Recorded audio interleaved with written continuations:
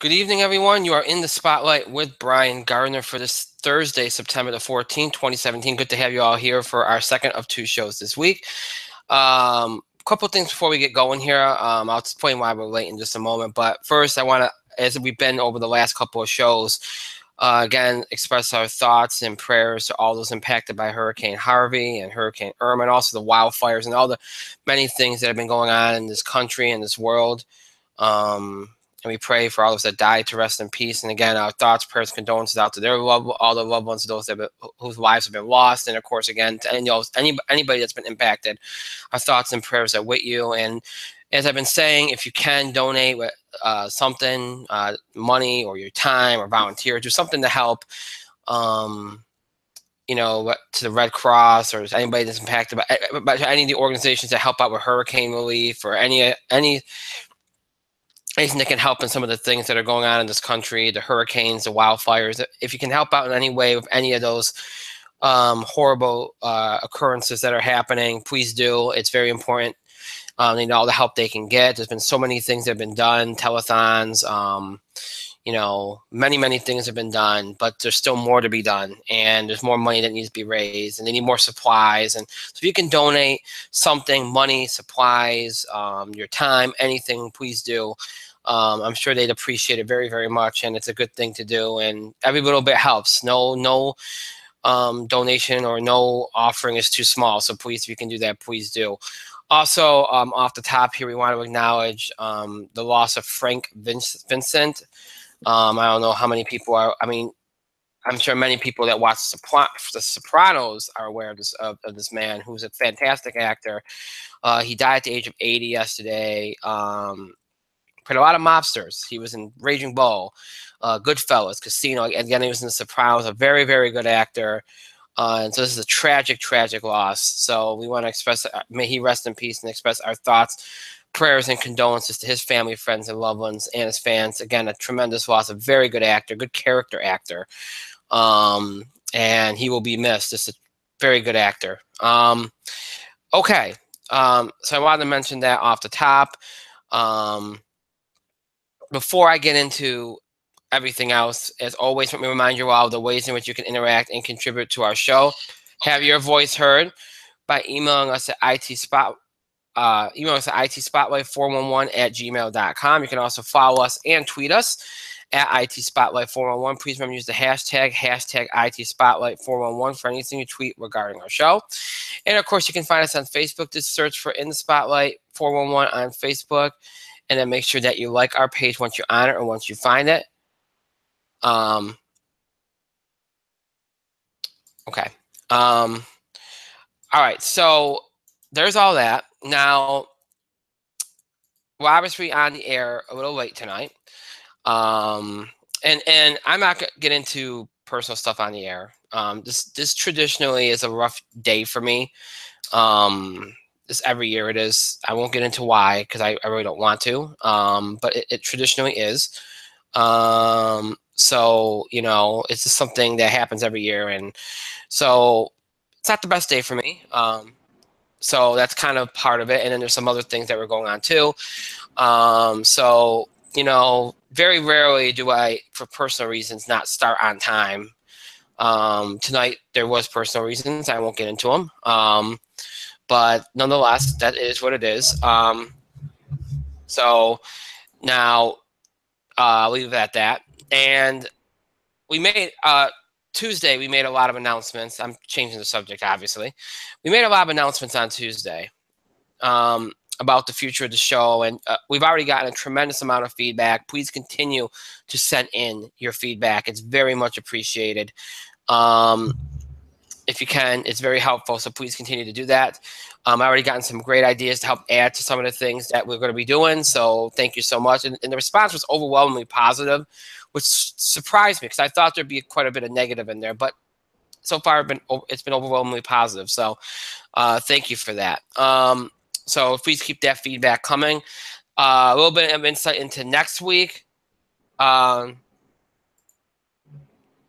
Next week, we got a couple things. Now, the Emmys are on Sunday. I'll talk about them a little bit later, really quickly. But next week is, next week and the week after, Really, you're going to see a lot of shows either come back or debut. The fall TV season really begins in earnest. There's been a couple of shows that have already started, like Orville, South Park, but the majority of the shows will be coming back over these next 2 weeks. As we always do, we will talk about these shows. We'll talk about some of the new shows, talk about some of the old shows that have come back. We're not going to do it all in one segment. We'll do it along the way.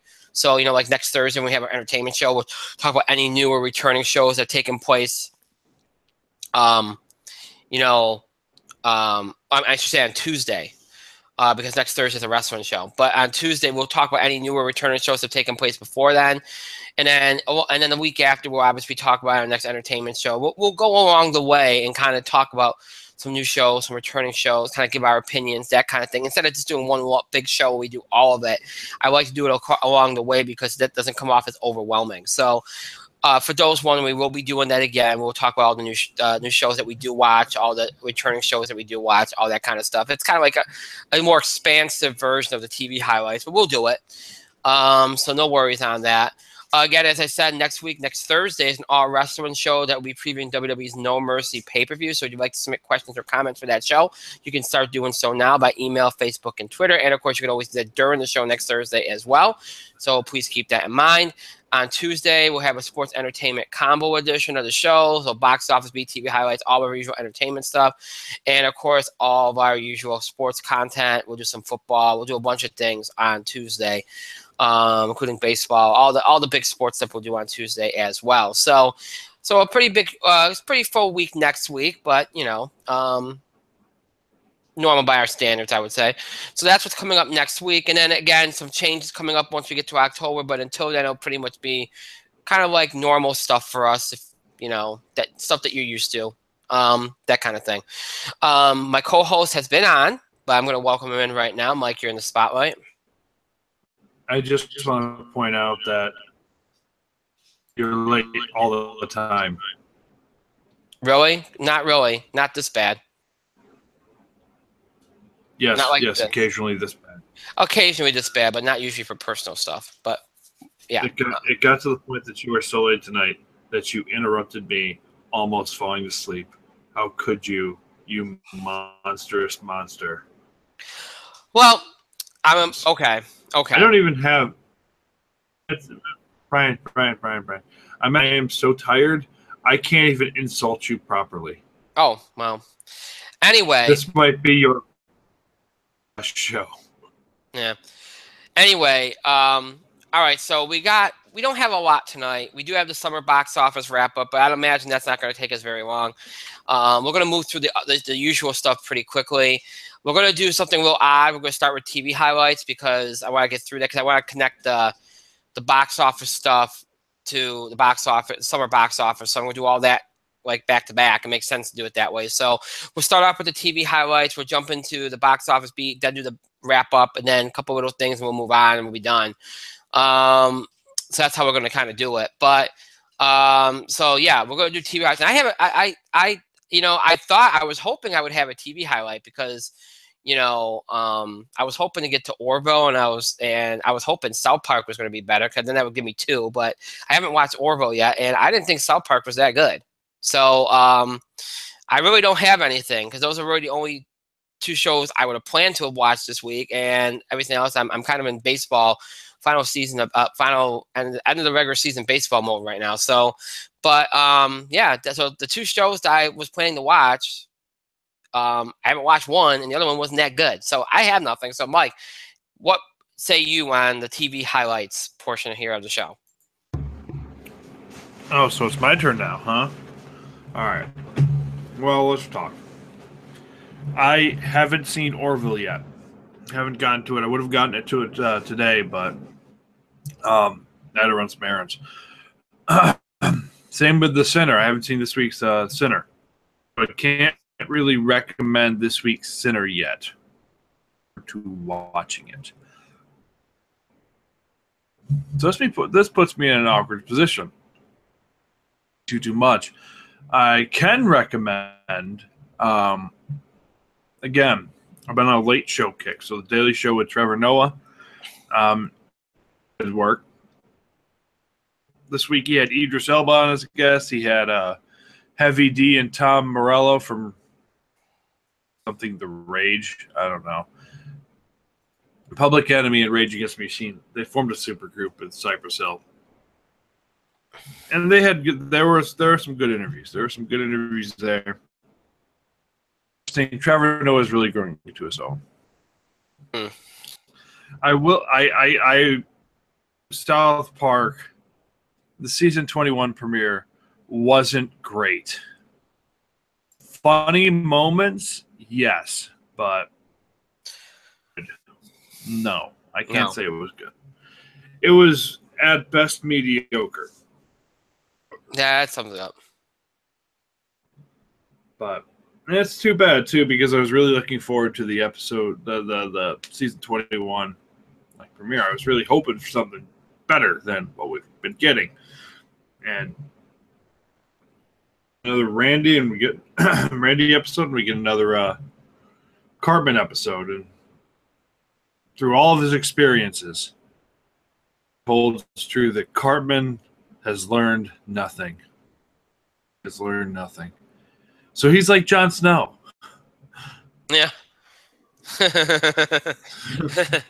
That's funny.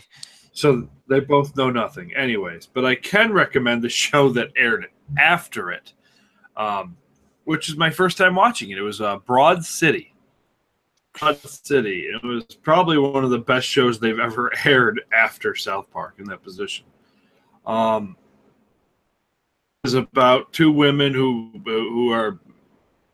kind of become friends and grow this relationship and do funny things. It's a quirky kind of comedy, and I guess this is the season 4 premiere. I've never seen this show in my life, but it was the season 4 premiere, and it was kind of like a what-if story, and it kind of swerved you at the end with which scenario was how they actually met.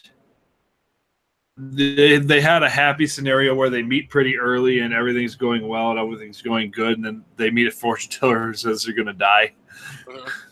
Versus the day where nothing goes right for either of them. So, but they end up meeting anyway and becoming friends. So, you know what? I actually enjoyed Broad City. I thought that episode was very good. And I'm actually willing to go back and watch previous episodes of Broad City because I enjoyed it. I probably should have. It wasn't bad. It wasn't bad, but I can recommend it. And it being after South Park sucking, it provided a nice basis. So I can recommend Broad City. Masterpiece PBS shows this week. No, nothing really else. I have the Orville waiting for me, and I'm looking forward to watching it. But no, I don't have anything else this week. Okay, all right. And as next couple of weeks go, we'll probably have far more, and I'll probably start to have some too, which is nice. So yeah. All right, so like I said, I want to get to the TV stuff first. We did that. Now we're going to jump into what's going to be the bulk of the show, which is movies. And we're going to jump to the box office, which, look, we've probably been in the minority on this, that this summer has not been, catastrophic in terms of box office growth for Hollywood. All right. I get that it petered out early. I get that from the time, pretty much after Spider-Man. I mean, Dunkirk did well, but pretty much after Spider-Man Homecoming, there was a drop off, and, you were pretty much done with the $80 to $100 million movies. And that meant that everybody thought it was a terrible end of the summer. And even before that, people thought things were underperforming left and right. Guardians, they thought was underperforming, Pirates, all these movies were underperforming. Wonder Woman was the only big positive hit and all this other stuff. We talked about this, okay? And we'll talk more about it in a few minutes.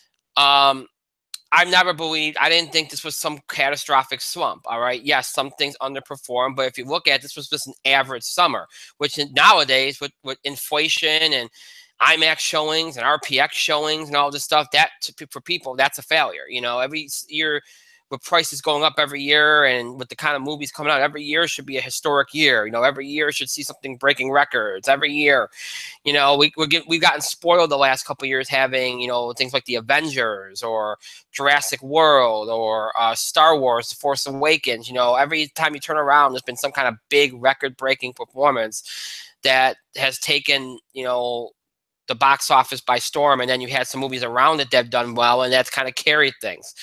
You know, then when you have an average couple months, people kind of look around and go, "Oh, wow, this is bad." Look, I won't sugarcoat it. August wasn't particularly good.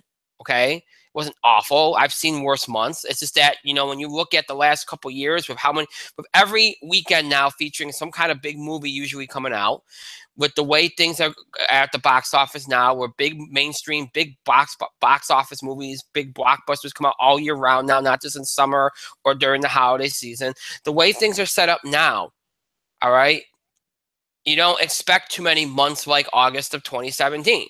It's just the way it is.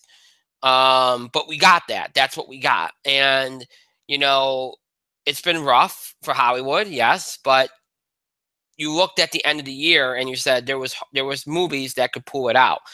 And, you know, we went into this past weekend, looking at it and thinking that it could do some big things. But I don't think anybody expected what it ended up doing. Okay. It's a horror movie. It's an intense psychological thriller of a horror movie. It's old school horror. It's based on a Stephen King property, which had been hot and cold at the box office.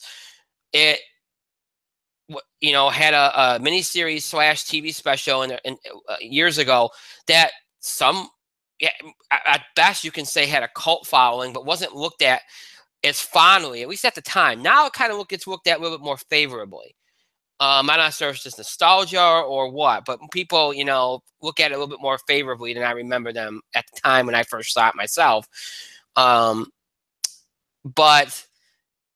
it's not something that you expect to pull in $100 million box office at any point in the year, let alone the second week of September, which traditionally you do not see these kind of big numbers because kids are back in school, college students are back in college. You know, people, if you had summers off, you're back to work. You know, there's school functions going on, you know, football, all these other things. You do not expect a number like that in September or even October, even though we've had some big moments. It's unusual. The earliest is usually November, and even that's sometimes pushing. You usually don't see it pushed by 80 million. So to see it do what it did last weekend is huge. Because it proves to you that if you have a property, if you have a film, all right, that has good word of mouth, that gets good momentum, is very well promoted, is strategically placed at a time when you think it has the best chance to get a huge audience. Okay, if you're smart, you could have it could be a huge success. Now, you could throw into this the fact that, you know, August was a bad month and there wasn't a lot of movies that seemed to carry over. Like, let's think about this. Dunkirk did well, yes, but after Spider-Man, there wasn't a whole lot of movies out there that people were like, I have to see this movie. Dark Tower was to an extent, but it underperformed. Which, funny enough, it was a Stephen King property. So it was that kind of movie that for the first time in, 2 months, you had a wide swath of people that were like, I want to see that movie. It was cleverly marketed, and it's a property that's going to appeal, and this is, I think, very critical, to older and younger audiences. There's a whole swath of older audiences that remember read the book, remember the original TV version of it, and we're going to go see this film. And then you got younger audiences that are like, oh wow, that looks freaking intense. I want to see that. A largely unknown cast for the most part. I mean, unless you go with the kid from Stranger Things, Finn Wolfhard, who I'm sure maybe got a couple butts in the seat because people like Stranger Things. But I think it's very important to know, too, and I've said this since we started this show 7 years ago. There are not a lot of old school horror movies left. We haven't had one in a very long time. I don't count The Conjuring, right? Because there's still a lot of them are based on that new age horror, which is so much about experience horror, about, you know, kind of immersing yourself in an environment and not just watching a really scary story unfold and following characters as they explore, as they move through that story. It's not the same thing. It is an old school horror movie. Old school horror movie. It's got psychological elements. It's got scares. You're watching characters go on a journey, and you're watching them experience these horrific things. And you're watching a villain on screen go after them. This is old school horror at its finest, and I think you got the old school horror fans to come out, and they haven't had something like this in a very long time, and that's going to lead to a lot of repeated viewings, because they've been wanting something like this for a very long time. They're going to keep eating it up and going there and seeing it because of that. And I think that's why you've seen not only the records broke last weekend for weekend numbers for September, for opening night in September, opening night for an R-rated film, opening weekend in September. Now you're getting weekday records, Monday, Tuesday, Wednesday, weekday records for it in September of all times, which is even more impressive. Again, school's in session, college in session, work, all these things going on. And this movie is breaking records in September during this busy time. This ain't summer. You expect these things in summer during the holiday season, not now. To do it when it's doing it is making it even more impressive. It's breaking daily records. It's breaking weekend records. Broke opening night records. Broke Deadpool's record for R-rated opening on a Thursday night. It's done fantastic business. And it's expected to do huge numbers this weekend and take number one again.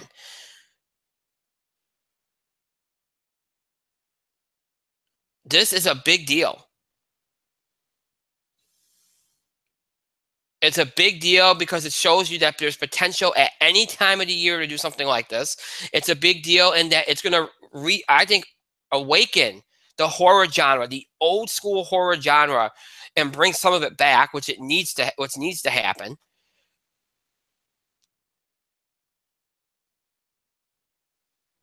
It's a game changer on a couple of levels. It's going to lead to people saying, you know what, I'm not going to shy away from certain times of year. I just have to have a good movie. Even though you should have gotten that already. If you're a Hollywood exec, you should get that already. But, you know. So this was a game changer. Because this movie did well above what I would have thought and what many people would have thought. So it's a great, great number for a movie that, you know, I mean, if you look at its budget, it's $35 million. It's up to 217.8 after a week. It's tremendous. And you give credit to everybody involved. 151.5 domestic, 66.3 overseas. Again, opening night record, biggest R-rated opening night record, beating Deadpool. Beat the September opening weekend record, shattered it actually. Daily records on Monday, Tuesday. I think it's the Tuesday, Wednesday they broke record. I don't know if they broke Mondays, but they could have. Great weekday numbers. Going to get a good number tonight, and it's going to have a great second weekend. So it's done very, very well. It pulled in $123.4 million in its first weekend last week. Now, of course, again, as I mentioned last week, it had a big number in terms of theater count, 4,103. For an R-rated horror movie, that's huge. But again, there's nothing else out. All these movies have been out for a few weeks. The only other movie coming out was Home Again, and that wasn't going to do huge business. So, you know, this is one of those rare box office weekends where you only had two movies over $5 million, but it didn't matter because one of those movies did so well, it carried the entire box office. So a tremendous number for it. I mentioned Home Again. That was the other new release, Reese Witherspoon's Home Again. It came in with $8.5 million in second. Again, that's probably under what we all suspected, but it doing what it did, that really shouldn't be surprising. It's a $12 million budget, so it'll make a little bit of a profit. Not much, but it'll make a little bit. So not a huge deal there. The only other movie that was even close to $5 million was The Hitman's Bodyguard, which dropped from first to third after 3 weeks at number one. $4.8 million, a 54% drop, which isn't bad, especially considering it coming out and everything. Not bad. So, but again, it doesn't really matter because $123.4 million for one movie in September, second week of September.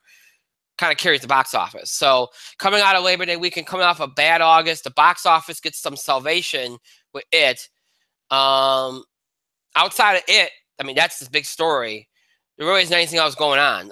Wonder Woman continued its re-release run here. It made $660,000 last weekend. It's not doing bad business in its re-release, but, you know, not huge, but you wouldn't expect it for a re-release of it and everything, you know. You wouldn't expect a whole lot anyway. So, yeah. So that, as I said, the stage is set for this weekend for it to take number one again. Most are expecting 50 million plus. I think that's very, very, very much going to be the case. Could be 60 million. We'll see. Outside of, you know, as far as new releases go, you have two major releases. The first one is American Assassin Action Adventure from Lionsgate, opening in 3,154 theaters, R-rated. Budget of 33 million, so not too bad. You know, starring Michael Keaton, Dylan O'Brien, Taylor Kitsch. Action movie, got some good actors in it. You know, you've had a couple of action thrillers lately, but, you know, nothing that commands a big audience. I don't think this one will either. I think with it doing what it's doing, it's going to hold this one down a little bit. And plus, it's not a huge theater count. You know, 3,000 is good, but with it probably carrying a very good amount of theaters. I mean, this could conceivably make about 14, 15 million, but that's about it. And I would even be saying that even if it didn't do as well as it did, I just don't think it's got a big, you know, audience coming out for it, even though it's been promoted pretty heavily. The movie that might be the most impact, even though American Assassin will be held down a little bit by it, the movie that might be held down the most by it is Mother. It's a drama from Paramount, opening in 2,368 theaters.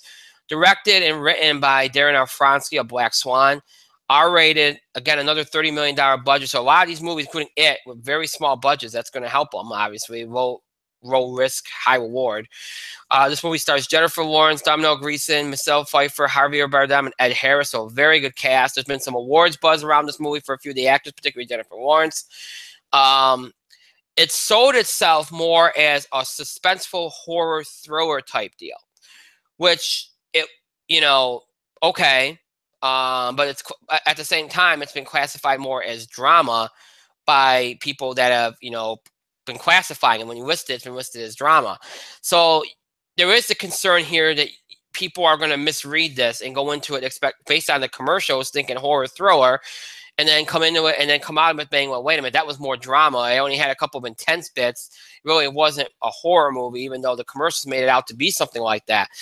And the concern you also have, too, is that if it's representing itself in commercials like a horror movie, with it still being out and getting all this attention, that could hurt Mother, because people might go, well, you know what? I don't want to see that. I can go see it. I know it's good. People are talking to me about it. So that could hold Mother down by that point alone. You been better off representing it as a drama, maybe keeping somebody to test about and just focusing on the story itself and hoping that, you know, that's enough. Either way, I wouldn't expect it to do big numbers. And now it won't because of it, but I wouldn't expect it to do big numbers. I was always expecting like maybe 10, 12 million. But now I think it could go lower than that, because I think people are getting the wrong idea, thinking it might be some kind of horror thriller. And, you know, because of it, they might not come out to see it because they think it's the better movie. They're going to go see that. And that might cost Mother a couple million and put it in the under $10 million range. So I think Mother will be impacted more than American Assassin. But I think both will be hurt by it doing what it's doing. So the way I see it is this. I think it's not clearly going to be number one. 50 to 60 million, could even be a little higher. I wouldn't expect it. It's a horror movie, so you figure it'll crash down a little bit, enough to be significant. So 50 to 60 million is about what I would say for that. I think American Assassin takes second with around 14, 15 million tops, maybe even a little lower than that. Mother, 8, 9 million. I'm going to go on the low end because I do think it's going to hurt it. 8, 9 million, maybe 10. The cast might help get it over. And I think Home Again around 5, 6 million based on where it was last week. It'll drop off a couple million. And everything else will be under 5 million. So it's a pretty easy week to call. And it's going to be a weekend dominated by it, no doubt about it. Mike, do you have anything to add when it comes to the box office? No. Okay. Next weekend, we have another horror movie called Friend Request, which will be opening in 3,000 theaters. I don't think that one's going to have nearly the impact that it has had. And then you have two big movies that will no doubt knock it out of first place, and we'll see how high they can go. Because they have the potential to go pretty high. I mean, we saw it pull 100 million. Could either one of these? Not sure. But both of them coming out at the same time and having the same theater count might be hard. But they're both potential 50 million plus movies, and those movies are Kingsman: The Golden Circle and the Lego Ninjago movie. So a big week at the box office next weekend as we start to look towards October, which, you know, it's really when things start to really pick up. Even though late September has become a big time. Late September's been kind of the time that gets things going, but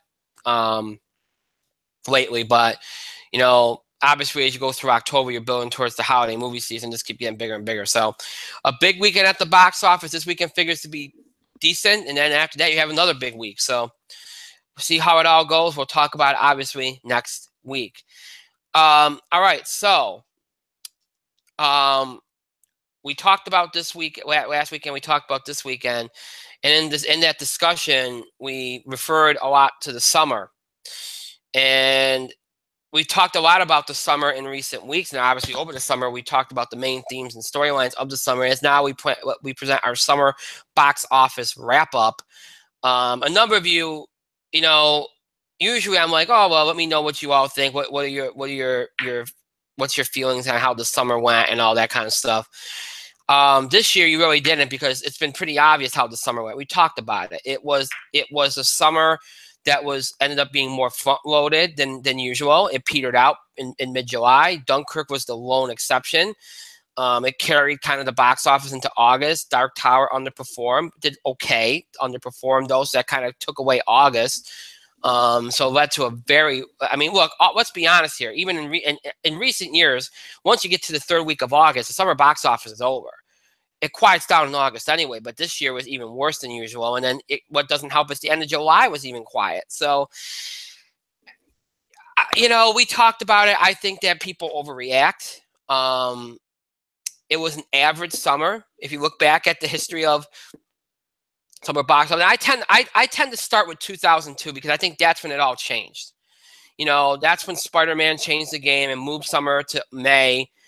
Instead of kind of starting at Memorial Day weekend, we started the first week of May, started the temp post coming out in May, and kind of moved summer up, which kind of, you know, had to end sooner. Instead of ending around Labor Day weekend, it now would end around the middle part of August. So, you know, it kind of changed the game. And then we've talked about over the last couple of years how big movies coming out all year round has changed the game. And then in the summertime, you see so many big movies coming out every week. It's not one big movie, it's a couple big movies.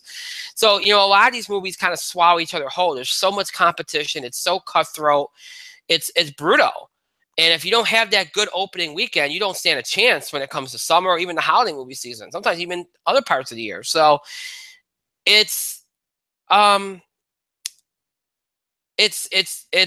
rough. It's more difficult now than it ever was. And if you're not a part of a franchise, it's even more difficult. So, you know, when we went into this summer, we were coming off, just like last year, even a couple of years before that, a period in the spring where the box office did very well. You know, one of the things that's happened in the last decade too, in addition to the summer box office starting in March, and we talked about how all year round big movies come out. Well, that trend kind of started with movies coming out big in March, and then some big movies coming out in April. 2 months that never used to be on the map when it came to big movies being released.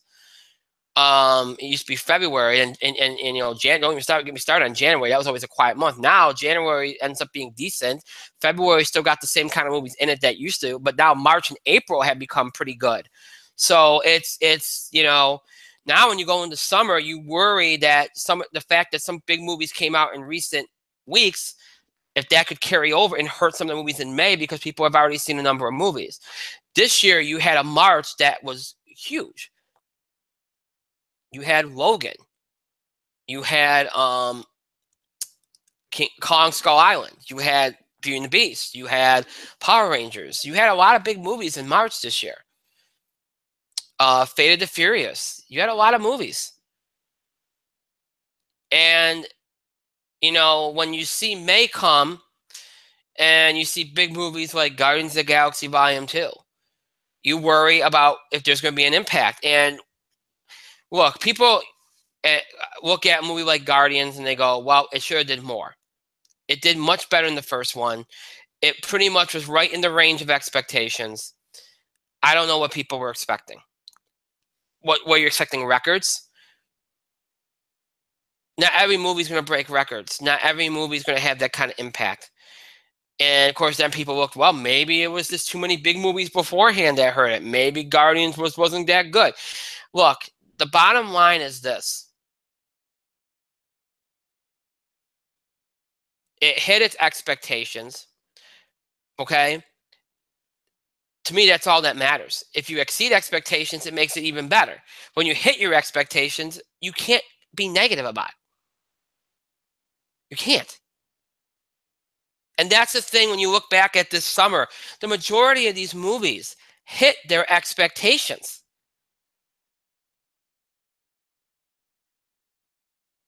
Problem is, as I noted earlier, people's expectations get out of hand because of what's happened in the last few years, from Avengers to Star Wars to Jurassic World. All these movies that have broken records have done huge things. When people think it has to happen all the time, and then the hype machine comes up, and you start hearing people say, "Oh, well, this is a big movie, and this is a big movie, so that means that should break this record." Not every movie's going to break a record. Not every movie's going to break a record. Not every big movie that gets positive word of mouth is going to break a record, folks. Your expectations it's got to be put in check. This goes for fans, and this goes for box office prognosticators like myself. You have got to keep your expectations in check. If a studio comes out and says, this is our expectation, stay in that range until you see like maybe the first night or two, the first night's numbers, and then if they end up exceeding expectations, then you can go crazy and go, well, maybe this is going to do huge numbers. Don't go into this 2 weeks ahead of time going, well, this movie is going to break Jurassic World's record. No, you can't do that. You can think there's a chance, but if you mark it down on paper and say, oh, this is a guarantee, and if it doesn't, that's a flop, that's the biggest bunch of BS I've ever seen in my life. And that's what's really happened for people.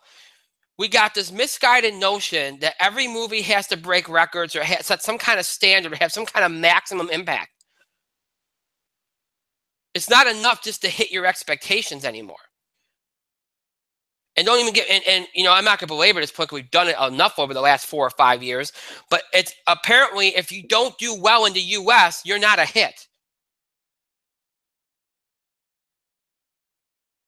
Which is preposterous because everybody, it's been said, the same people that say these things, okay?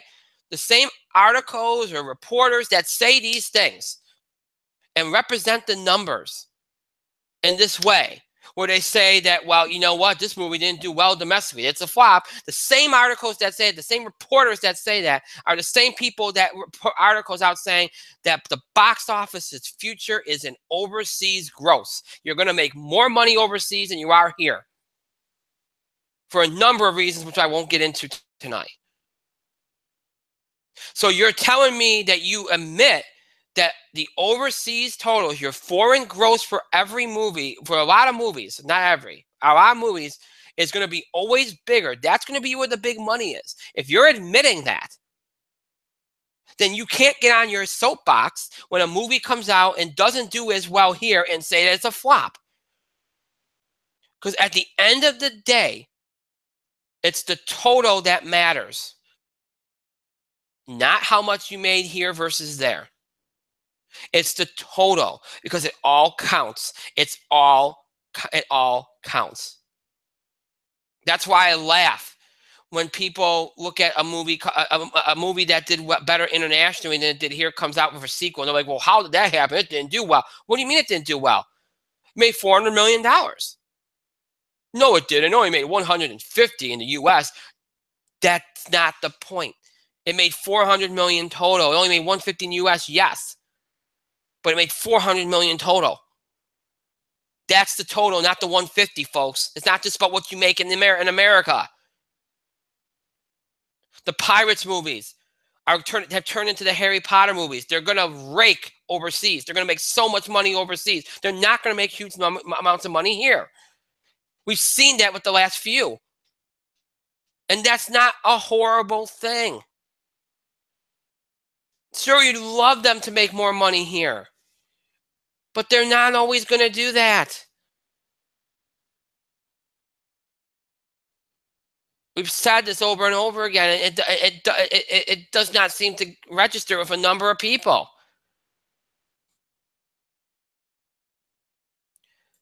So, you know, you look back at summer 2017. Guardians ends up making $389.7 in the U.S., 473 overseas, $863.3 million. Well over its first movie. $200 million budget. It's tremendous. And I want you to keep something in mind. This is without the benefit of any of those Guardians being in an Avengers movie. If you look back at all these Marvel movies, aside from Iron Man, every single one of them, Captain America, Thor, I'll count Spider-Man because I think that got some help from Civil War, which I count as an Avengers movie, believe it or not. They all have benefited from the Avengers movie, having everybody together. They've all benefited. Look at Captain America 2 and how well it did after the first Avengers movie. Thor 2. They all got a bump. Iron Man 3 even got a bump. Guardians 3, after the next two Avengers movies, you watch and see how big of a watch it make. It's gonna make $1 billion because it's gonna get a bump from the fact they're in Avengers. People that might not have given that movie a chance for whatever reason, given the Guardians of the Galaxy a chance for whatever reason, are gonna come out after the Avengers movies. Once they see them in Avengers movies, I guarantee you that. It's happened with every other property that Marvel has.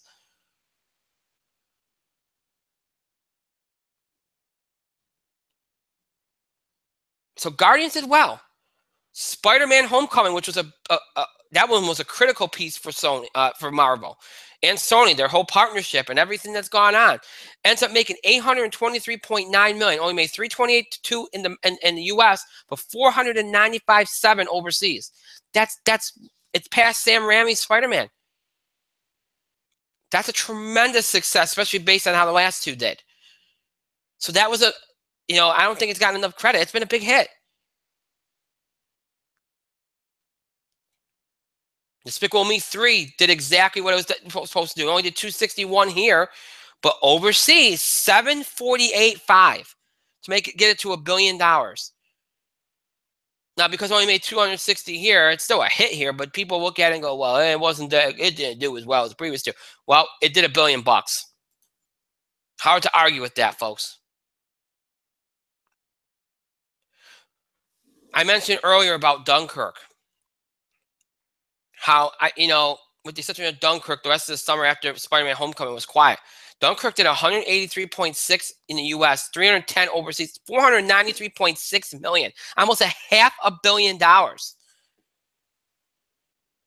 That's great for a movie that skewed older and came out in the middle of a summer, in the middle of the summer when things started to quiet down. It's tremendous. That's a big hit. Nolan Wade will probably help, but it's a big hit. Pirates of the Caribbean, Dead Man Tell No Tales. That pirate series, everybody thinks is a flop. Oh, it only made $172.4 million in the U.S. $621.2 million overseas, $793.7 total. Sure, it's not $1 billion like some of the other Pirates movies have done, but it's still a very good number for a franchise in its fifth movie. Cars 3, 152. 198 overseas, 352 worldwide, which is a big improvement on the second movie. War for the Planet of the Apes, 145 here, 222 overseas, 368.3 worldwide, which isn't huge, but it's good. It's okay. Transformers: The Last Night, we all talked about how we thought it underperformed. 130 here. 475 overseas, 605.4 million worldwide. Still a good number. You'll notice what I'm what my point here. Baywatch, $69 million budget. Considered one of the flops of the summer. Only made $58 million in the US, 119.7 overseas, 177.8 million worldwide on a $69 million budget. Sorry, that's a hit. For a comedy, especially an R-rated one, that's a hit. It's not a big one, but it's a hit. Sorry, it is. Dark Tower, 49.1 in the US, 58 million overseas, 107.1 million worldwide on a $60 million budget. Probably broke even with the marketing, but it's not as bad as you thought it would be. The Mummy, 80.1 US, 327.6 overseas, 407.7 million worldwide. It's not as bad as when you add the overseas total in there, is it? Alien Covenant, 74 million in the US, 158.8 million overseas, 233 million worldwide on a $97 million budget. Not great, but better. So the point I'm trying to make here is this. I pointed that out in the middle of the summer. A couple years ago, we had a summer just like this, where I called it an average summer. You know, you had some big movies like Guardians, like Spider-Man, Despicable Me. You had some big movies, but they were all kind of in their expectation window, okay? Nothing broke records, it was just kind of average. Kind of got, at the end, it was a little bit quiet. But a lot of these movies, when you added in their overseas total, it ended up looking so much better. And then you saw why some of these movies ended up being considered, if you look at, they were bigger hits. They were huge hits. Compared to looking at their domestic total and thinking, well, geez, they're either a middling hit or they were a disappointment. You have to look at both, especially in this day and age, because that is the future. You're going to see more and more movies, even the big ones, doing more overseas than here. In fact, most movies do that now. They've been doing that. It's just that the splits are getting more and more one-sided. The foreign growth is becoming bigger and bigger compared to the U.S. growth. And that's going to be the trend, and that's something that people are going to have to get used to. So when you look back at this year, when I look back at these movies, I'm looking at both to determine what I thought was a hit and what wasn't. Guardians was a big hit. Spider-Man was a big hit. Despicable Me was a big hit. Dunkirk was a decent hit. Pirates of the Caribbean was a decent hit. Cars 3 was a decent hit. War for the Planet of the Apes was okay, did well enough. Baby Driver was one of the biggest surprises. In fact, I would count that as my big surprise of the summer. Girls Trip as well. Both those movies were among my big surprises of the summer. I thought Baby Driver could be this year's Now You See Me, and it was.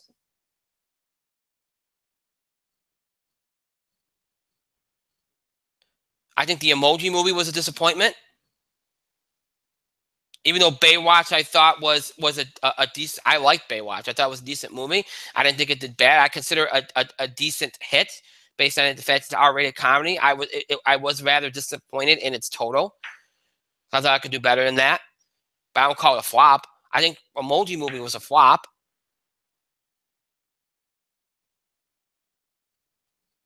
That one was a flop.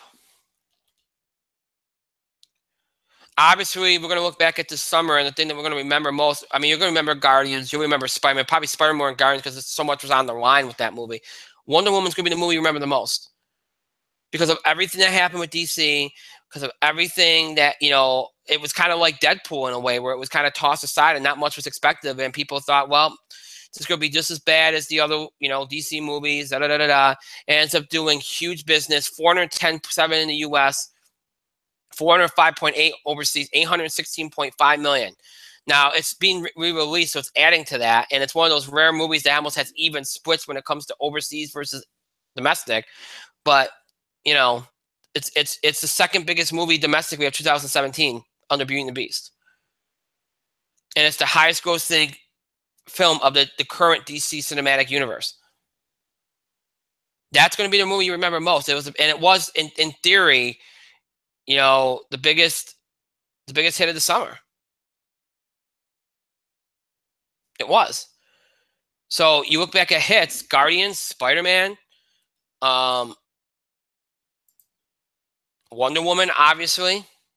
I mentioned Cars wasn't a bad hit. I think Dark Tower was a disappointment, but I don't consider it a flop. Hitman's Bodyguard, I think, was a little bit of a surprise. I expected good things from it. I didn't expect it to be this big, or as big as it was.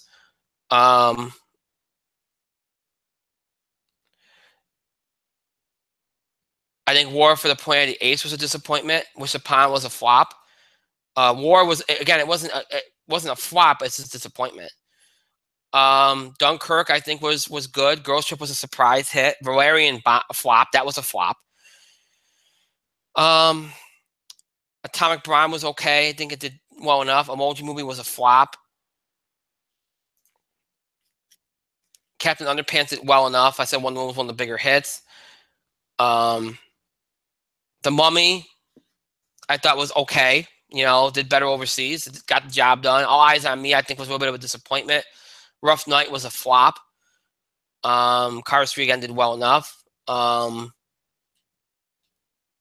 Transformers, I think, did well enough. Despicable Me was a hit. The House was a flop. Baby Driver was one of the big surprises. In fact, I think it was the big surprise. Well, like Girls Trip. Guardians again was a big hit. King Arthur was a flop, which I called. I think everybody in the world called that. Snatched, I thought, was a disappointment, and it was a flop. Diary of a Wimpy Kid was a flop. Everything did okay. Alien Covenant was a disappointment, but not a flop. Pirates, I thought did well. That was a decent hit. And Baywatch, I thought was okay, an okay hit for an R-rated comedy. So, and that's how I'd classify these big movies. The only true flops were, I think, King Arthur. I think Snatch you can kind of classify as one.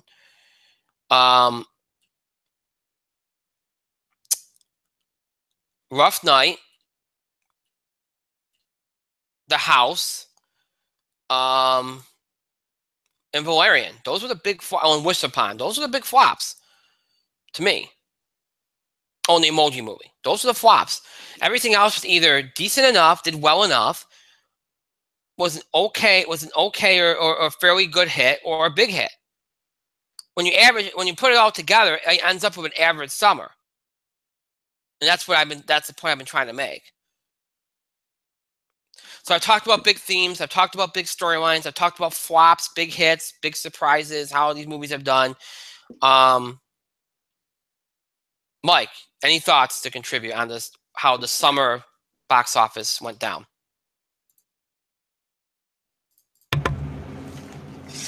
Oh. Honestly, I can tell you I have not listened to a single word you've said. And I'm not just joking this time. I honestly, wholeheartedly, was not paying attention because I was busy watching something else. Now, you were talking about the summer, and you know what? That happens all the time. You're talking about the summer movie season. Am I correct? Yes, sir. And what hasn't flopped. And I imagine, because mind here, that you brought up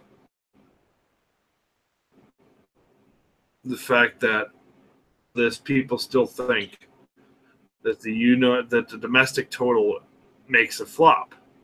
Yes. For X amount domestically, it's a flop. But I'm pretty positive. Like I'm saying, like at 100% certainty, you brought up the fact that worldwide gross movies that are not successes are profitable, right? Yes. Am I correct in assuming that? Yes, you are. All right. Well, in that case, that's good, because when you look at 2000 worldwide grosses, turds like The Mummy, only it's successful. Yeah. when you look at, especially The Mummy, when it only grossed $80 million domestically, and period, right? Well, counting that, it made $407 million. It's enough for Universal to say, well, domestically we did the shits, but worldwide, man, I guess there is an audience for our monster movie universe, you know? Mm-hmm. Pirates of the Caribbean, Dead Man Told No Tales. I'm sure you brought this up pretty spectacularly. 0.5. I mean, is the heyday of this franchise in America kind of coming to a close? Possibly. $230 million budget, so 172.5. You would say that's a flop if you were ignorant. Pirates of the Caribbean grossed overall $793 million. And to put that in perspective,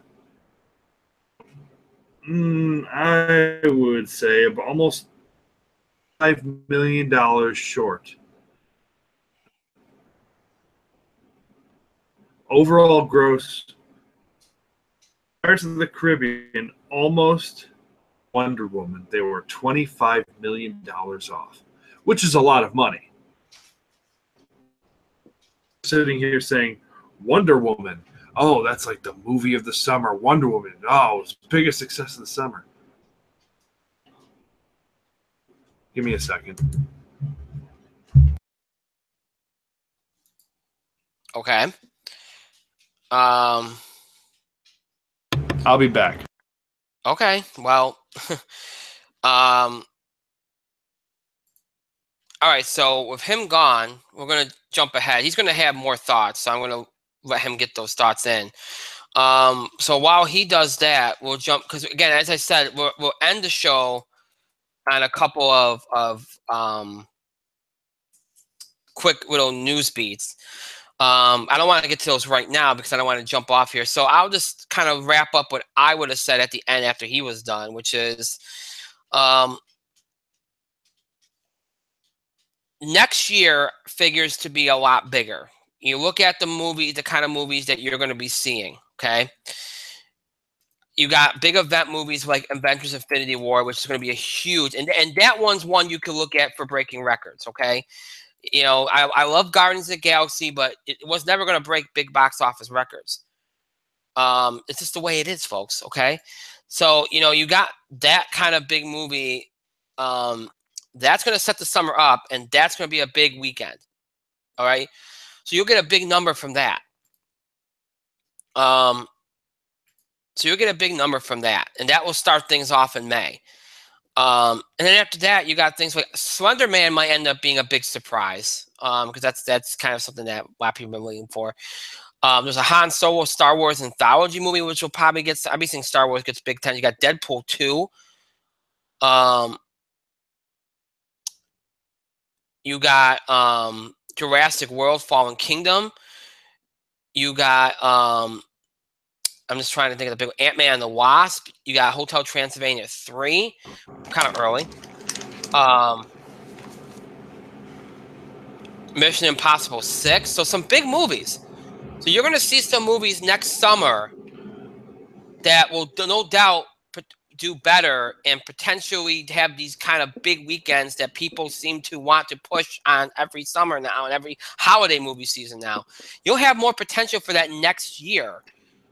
But even then, I think that you're going to see you're going to see it kind of peter out a little bit. And look, it's just I think people realize there's only so much money. I think studios realize now there's only so much money that people have. So, you know, by the time you get to August, you kind of need to recoup so you can get ready for October, November, December when a lot of big movies come out again. So, I mean, I think that I think we're learning that after a couple of years of not really having too many lulls and quiet periods, maybe they've decided that, you know, August and the beginning of September is going to be that period to kind of recoup and kind of let things settle in before you get going again on another big period. So If that's the case, that's the case. I don't know if it's intentional or not, but you could, as I look at the schedule next year, it kind of looks that way. So maybe that's what they determined. I don't know.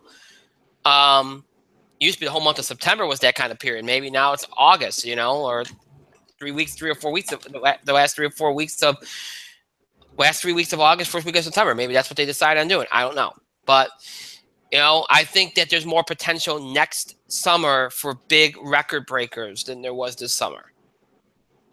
You keep saying that. We say that every summer. I'm back, by the way. It's hard to predict. It's hard to predict.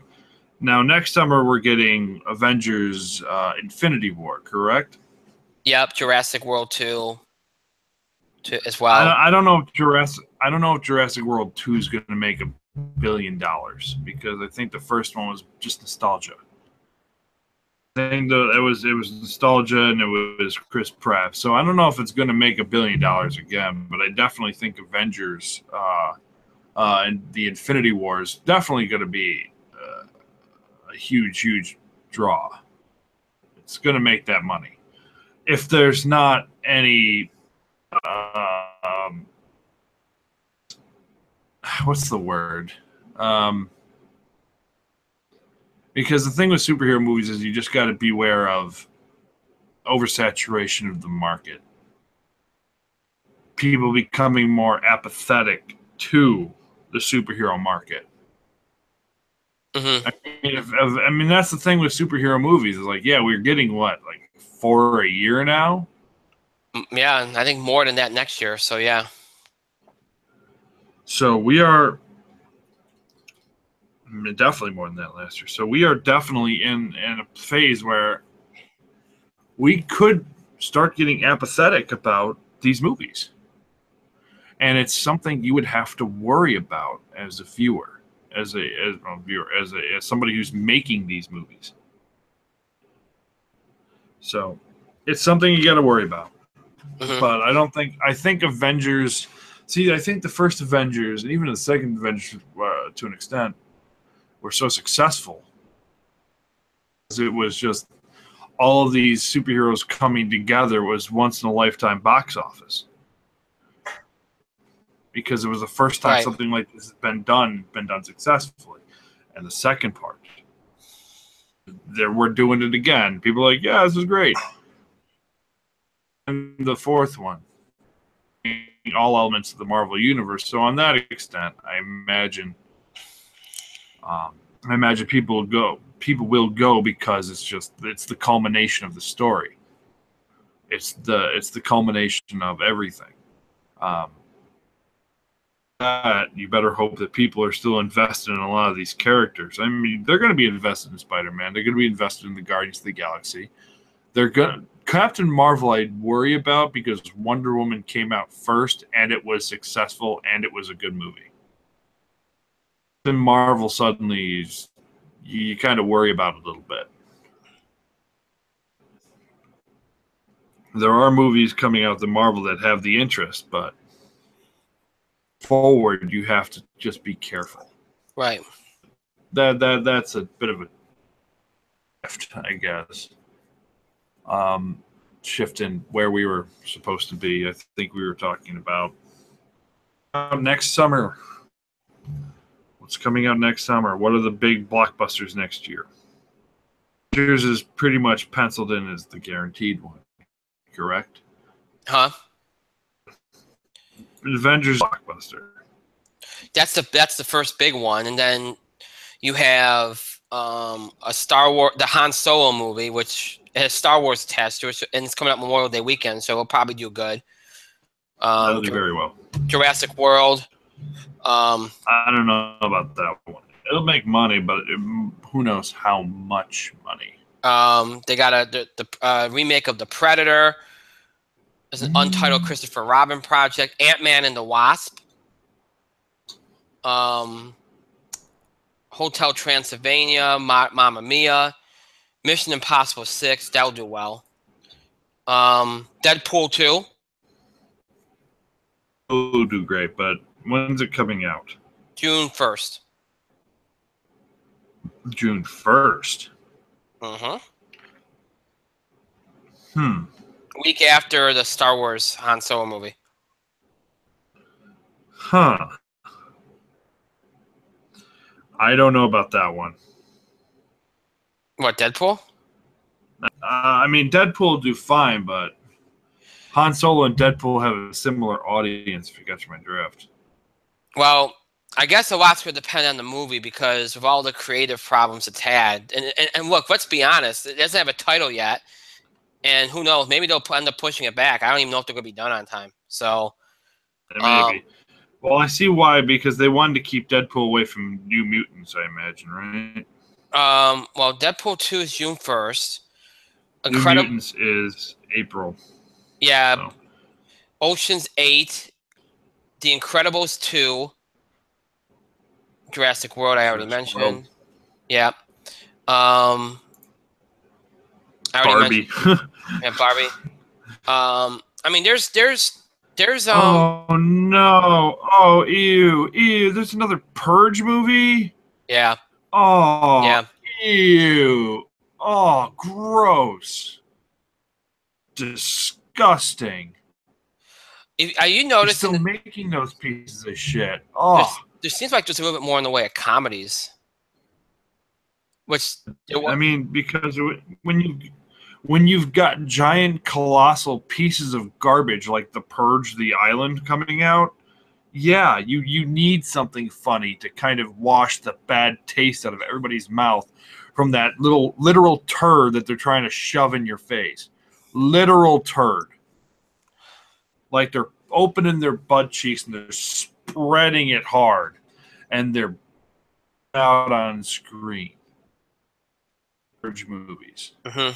They're pinching one out on screen, and they're doing it for less than $7 million. So of course people are going, because people want to see people shit on screen, I guess. The Purge, gross. I would be a better place, a much better place, if the Purge movies stopped being made. The Spy Who Dunked Me looks pretty good. That's the comedy. I mean, you're right that we say it every year, but I think that you got more event movies next summer, or at least early, than this summer. Like Infinity War is an event movie because it's the culmination of 10 years. Mm-hmm.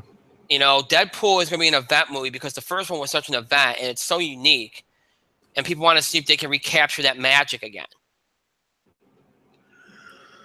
Mm-hmm. You know, Jurassic World. I agree with you. It's not going to make as much as Jurassic World did. The second one's not going to make as much. It's just not going to happen. Although Chris Pratt's going to have a good year next year because he's going to have Infinity War and he's going to turn around and have Jurassic World. I mean, Jurassic World's going to make money. Yeah. He's going to have a very good 2 months. Chris Pratt will do good. Yeah. But I mean, and again, there's some things that we might not even know about. Some things that moved, whatever. But and I think the other thing too that leads me to think that it'll be bigger next summer is the fact that you don't have as much going in as you did this year. You have some big movies, don't get me wrong. But remember this year you had that really good March. And You had Fast and the Furious in April. And it just was, you know what I mean? There was just I think there was just too many. I do think that hurt some of the films to an extent. A little bit. I mean, I don't think it's an excuse, but as I'm looking at the schedule, there's really nothing in January that's going to do huge. February, Black Panther would be that, but that won't do huge. Sidious will make some money. Yeah. A Wrinkle in Time in March might be big if it picks up steam. Maze Runner could make some money. 50 Shades Freed will make money for 2 weeks. Yeah. Black Panther make money. Let's see. It's kind of looking. Wrinkle in Time could do money, or it could. No. The Tomb Raider reboot. Yeah. Okay. Pacific Rim, maybe it'll do a little bit better than it did. It'll do well internationally. Did the first one, so. Of course, you're going to have Romeo and Juliet 2, Sherlock Gnomes. You know what movie? You know what movie could be the X factor there? Now, I know we're talking Ready Player One. Ready Player One, yeah. Yeah. Ready Player One. That's the one. That's the X factor. New Mutants is in April. If Ready Player One does really, really well, like surprises and does really, really well, and it's gonna do well, but to do like if it does big numbers, it could hurt. It won't hurt Avengers, but it could have a long-term impact on the summer. Yep. I think that's the one that I'd be careful with. But we were looking at August real quick. We were looking at August. Yeah. Hotel Transylvania do okay. Skyscraper. That's another Rock kind of action movie. It's another Rock like action disaster movie. He's already going to have one earlier in the year with Rampage. So I don't know about that one. This one looks pretty interesting though. Battle Angel Alita. Because it's Hollywood. It's another attempt for Hollywood to adapt an anime property into something to a Hollywood blockbuster. Battle Angel Alita. Robert Rodriguez has it. People in. But if you don't watch out, people are going to say that they're trying to whitewash the movie. Because that's a problem you always have to. I know you're looking off to the side because you don't care, but whitewashing. I'm not. Are you for real right now? You know I care. I wasn't looking off to the side. I don't care. I'm looking off to the side. I'm reading something. Relax. I am so relaxed. Brian, I'm literally about to fall asleep. I cannot be more relaxed. I'm needling you to try to stay awake. Oh, well, needle me about something that won't get me fan mail. Because if you say I don't care, then we're going to be people saying you don't care. Brian doesn't care. Send him fan mail. Oh, jeez. But they'll have to worry about whitewashing it. But I guess he's like, well, if I cast Hispanic women in it, nobody will complain about whitewashing. Characterization, so you have to worry about. I'm really looking forward to, and I know you are too, is of course Mamma Mia. Here we go again. They did a Mamma Mia too. Yeah, the first one did really well. They need to keep in mind there's no Dark Knight for it to piggyback on this time. Nope. Especially since it's piggybacking off of Skyscraper and Battle Angel Alita. So, and then it takes us into September with Christopher Robin, and of course Holmes and Watson, and the action mystery comedy starring Will Ferrell and John C. Reilly. I'm actually looking forward to that one. I really am. Next year, I'm really looking into. Alternatively, one of the movies I don't give a shit about is the remake of Scarface. I wish they wouldn't do that. See, I never got the appeal of the first one.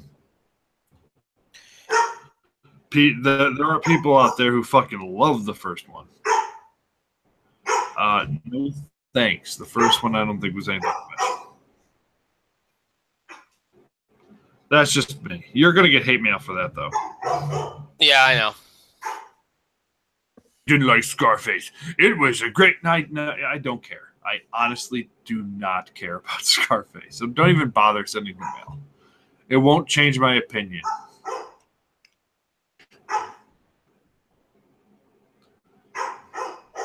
But anyways, I mean, that's really it, if you think about it. And then after that, we're going September, October. Like, we're looking at the Venom movie, which... Oh, God. Yeah. Oh, God. And Johnny Halloween, another remake of Halloween. Jungle Book movie. And another Nutcracker movie. That one. And another How the Grinch Stole Christmas. They remade How the Grinch Stole Christmas. They remade How the Grinch Stole Christmas. It was the worst part, though. Benedict Cumberbatch is the Grinch. That's actually pretty interesting. It is interesting, but you're going to have to do an awful lot because Jim Carrey, I think, got it right. That's the thing. Yeah, Jim was great. Yeah, and of course you've got the X-Men Dark Phoenix, and you've got the Fantastic Beasts 2, and then you've got Wreck-It Ralph 2, which is going to be fucking great. And Spider-Man? And Aquaman, and Bumblebee, and Mary Poppins, and Bohemian Rhapsody. Yeah, we're into December now. We're supposed to be talking about this summer. I'm looking forward, and I'm like, wow, look at all these. Although some of these are to be determined. Although I will say this, as a year next year, if everything falls into place, it's probably going to be a bigger year because there's a lot of big movies, especially in the latter half of the year. Absolutely. Not so much in August, but... Yeah, but in the latter half of the year, if they all play out, I mean, yeah. I mean, in August, we're looking at Christopher Robin and Holmes and Watson and Predator and the Scarface and The Nightingale and Amusement Park, which is a Nickelodeon movie. Hey, do you want to see Ken Jeong in another movie? I don't, but apparently people do. So Amusement Park, that's the movie for you. Yeah. And then, I don't know, there's not a whole lot after, like this year. There's not a whole lot after a certain point. I think, though, you know, even like I said, I noticed that too. I wonder if maybe that's what they're trying to do is they're leaving everything out of the back end of August to kind of let things reset. They did this year, and they're doing it next year. I wonder if there is a method to that. Maybe they're all like, "Hey, let's just not release," because you do have to let it breathe a little bit too. You know, they were going kind of high octane with movie releases for 2 straight years, where every week there was multiple big releases all year round almost. Maybe they figured they need to have a quieter period, so maybe that's what it is. But if that average in May, June, and July is better, and really, let's think about this. If Avengers does what people think it has the potential to do, which is on par with what Jurassic World did, if it can do that, and then you get either the Han Solo movie or Deadpool to kind of follow up and do like a $180, $190 million opening weekend on the back heels of it, one or the other, that's going to push it past this year anyway. Just because of those, you had two, you know, if you have 2 or 3 big ones, then that's going to push it past this year already. Because this year what happened was everything was kind of just in that range of being good. It wasn't like super duper extraordinary. That's kind of what it was. And again, that's not a bad thing. I mean, not the majority of movies satisfied and did well enough. There wasn't too many outright flops. It's just that people just had expectations just too high. But like I said, all in all, I think it was an average summer, and I think it was a fairly good summer. You had some good movies. Guardians 2 was good. Wonder Woman was great. Spider-Man: Homecoming was good. I thought Baywatch was good enough. Pirates was good enough. You know? Like I said, there were some clunkers, but I thought as a whole it was a good summer. Just didn't have a lot on the back end. And as we look ahead to next year, I think it will be better. I think it'll be, again, I don't think it'll be very front-loaded, but I think you'll see some bigger record-breaking totals, and that'll make it seem bigger than this year was, even though I think it'll be almost on par if it still have some bigger weekends than maybe this year did. So we'll see. I mean, we'll talk about when we get to that point, but there's not many stories and themes when you look at it, and there's not much in terms of the individual movies. There's not much to talk about other than what was a hit, what was did okay enough, and what was a flop. So that's the way it is. And that's how I'd wrap it up. An average summer with some good movies. A couple of quick story beats here before we go off the air. A couple of big news beats. Mike will be happy about this. They announced John Wick Chapter 3 is happening. That makes sense. Officially, but you have to wait till 2019 for it. It's set for May 17th. May 17th of 2019. So, you know, something that right in that's actually a big release day. That's a week before Memorial Day weekend. It's usually a good big week. I'm disappointed I have to wait that long, but okay. Well, there's another one to add to the summer of 2019 pile. So there you go. Star Wars made some big news this week as it announced its director, J.J. Abrams, is taking on the reins once again to replace Colin Trevorrow. They have moved the release date to December of 2019 from May of 2019, which is, the Star Wars movies have done very well in December, so it fits them. It might hurt Wonder Woman 2, which is supposed to come out a week before that Star Wars release date, so you might see that be moved. In fact, I'd advocate for it to be moved. And with Star Wars moving, Aladdin will take Star Wars' original May 2019 release date. So there's those shifts there. I think that will benefit Aladdin? Maybe a little bit. Star Wars, it won't affect it. Might actually help it a little bit. But I will say this much. They better move Wonder Woman 2. That's all I'm going to say. Agreed. I don't care how good it is. Speaking of Wonder Woman 2, Patty Jenkins finally is signed on for the Wonder Woman sequel. She is now the highest paid female director of all time, and she clearly has more creative control because she brought one of her screenwriters on that she likes. So we shall have to rant about that, Mike. Finally. Which is crazy. Yeah, right? It took how long? It took them worried about foolishly. Her. It took the rumors of her being a Star Wars director to get it done, apparently. And I can only imagine she probably came to them like, look, if you don't sign me now, I'm literally going to go off and do Star Wars. And there's a strong female lead in that, so you better do something. Dollars don't go anywhere. And creative freedom. Yeah. But look, I'm glad they did it. It's good that they did it. So we talked about it and how it's done at the box office. I'm not going to believe any of those points. There's been a lot of headlines this week. We saw a picture of the first Hellboy. Not the first Hellboy. A picture of the new Hellboy, which is David Harbour.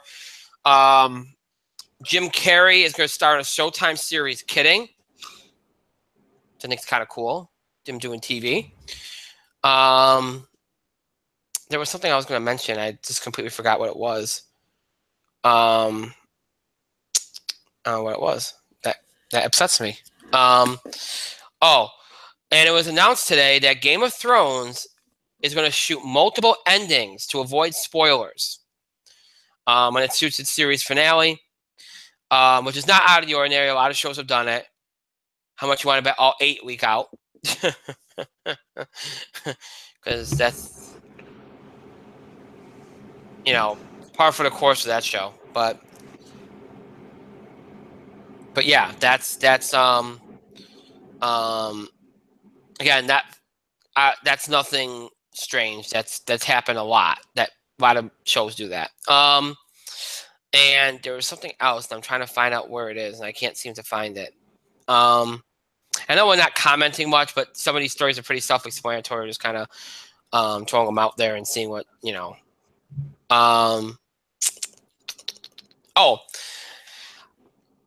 Emmys, which will be on Sunday. I'm not going to go category by category. I'm just going to say this. I think Stranger Things will be a big winner. I think they'll win drama. I think Millie Bobby Brown will win supporting actress. I think, as far as comedy, it'll be The Usual Suspects. I think Veep is entering its last year, so they'll probably give it a gift again. So you have that. I don't expect any really big surprises or anything like that. So yeah, that's all I really have to say about it. I think it'll be a big night for Stranger Things, and other than that, I think it'll be The Usual Suspects. As far as the other categories go, and all that. So yeah. So as I said, next week is a big TV week. Next 2 weeks are big TV weeks. You'll see a lot of new shows. You'll see a lot of returning shows.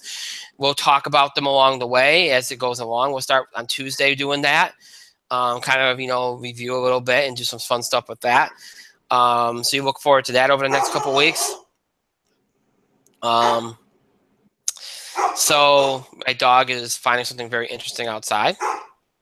but regardless, so we'll do that, and and so we'll be a little bit more TV focused over the next couple of weeks, which we should be.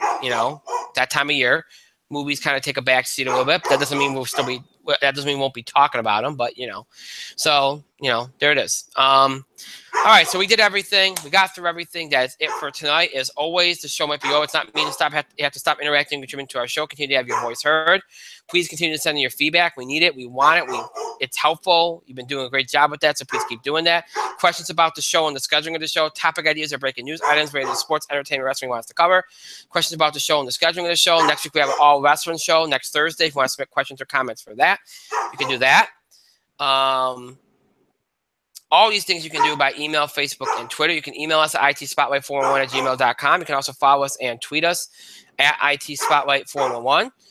Please remember to use the hashtag itspotlight411 for anything you tweet regarding our show. And, of course, you can find us on Facebook. Just search for In the Spotlight 411 on Facebook. And make sure that you like our fan page once you find it, once you're on it. We encourage you to follow us on Facebook and Twitter for the latest information about the show, especially when it comes to scheduling. Obviously, last-minute postponements and delays happen. And obviously we always try to let you know if we know in advance something's going to happen, we'll let you know. But obviously last minute stuff can happen. The best way to let you all know of that is through social media. So make sure you follow us on Facebook and Twitter so you have access to all that, along with all the other random things we post on there. So just look for In the Spotlight 411 on Facebook and Twitter, and then make sure that you like us and follow us, and you'll have access to all of that and more. If you'd like to keep up with the show or look back at classic episodes, you have two ways in which to do that. You can either stream us anytime on Google Plus and YouTube Live. Just search for In the Spotlight. Sorry about that. I got an ad playing. You can either go to Google Plus and YouTube, search for In the Spotlight 411. You'll be taken to our show pages on both sites. And on both sites, you will find all the episodes we've ever produced for Google Plus and YouTube. That's every episode from mid-October 2015, all the way up into tonight's most recent episode, which is tonight, current episode here. So you can find all those episodes and more available for you to stream anytime on Google Plus and YouTube. Get in the search for In the Spotlight 411. If streaming is not your thing, maybe you prefer to listen to us rather than see us on screen. Maybe you're interested in older episodes of the show. Maybe you want to listen to us on the go. If any of this applies to you, check us out on our main host sites, Podbean and iTunes. That dog is driving me nuts. So check us out on our main host sites, Podbean and iTunes. Just search for In the Spotlight 411 on both those sites. And when you do, you'll be taken to our show pages on both sites, where you'll find every episode we've ever done in the nearly 7 years we've been doing this show. So that's every episode from our original Blog Talk Radio run from October 2010 to January 2011. Everything from our Talk Shoe run from January 2011 all the way up to mid-October 2015. All of our Google Plus and YouTube episodes from mid-October 2015 all the way up into tonight's episode, this current episode we're producing right now. All those episodes available for you to stream anytime in order from the most recent date to the oldest. Not stream, listen to, I should say. All those episodes available for you to listen to anytime you want, or in order from the most recent to the oldest. All the Google Plus and YouTube episodes obviously transfer into audio format for your convenience. Everything's in audio format for your convenience. You can listen to them anytime you want. Maybe you're a long-time fan, want to check an episode from 4 or 5 years ago, or a new fan, want to check out an episode like that for the first time. Or maybe you just want to keep up with current episodes, maybe missing a recent episode, missed a part of an episode. Any of that applies to you. You can do all that and more on our main host sites, Podbean and iTunes. Just search for In the Spotlight 411 on both those sites. So Google Plus, YouTube, Podbean, iTunes, all your ways keep up with the show and look back at classic episodes. Google Plus, YouTube, Podbean, iTunes, always keep up with the show and look back at classic episodes. Search for In the Spotlight 411 on all those sites, and search for In the Spotlight 411 on all of those sites. I want to thank Mike for being here tonight. Thank you, Mike. No, I'm actually going to bed. Thank myself for a great show. Pat myself on my back, and thank all of you for your continued support and your contributions to the show. Thank you so much for watching. To those that'll be watching and listening to this later, thank you to you as well. We appreciate it. Thank you.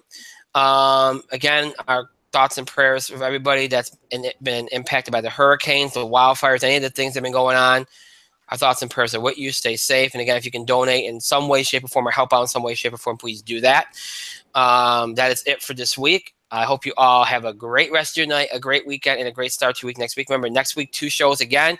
Tuesday, a sports entertainment combo, box office beat, TV highlights. We'll talk some fall TV, new shows, returning shows, sports, football, baseball, all that good stuff. And then next Thursday, an all wrestling show previewing WWE's No Mercy pay-per-view. We'll go over all the matches, make predictions, obviously, and, of course, address questions and comments from the fans. So if you got a question or comment, you can either submit it before the show or during the show next Thursday by email, Facebook, and Twitter. So keep all that in mind. So until next week, Everyone have a great night, a great weekend, a great start to week. Next week we'll see you back here this coming Tuesday night, September the 19th at 9 o'clock p.m. Eastern time here on YouTube Live. Until then, have a good night, everybody.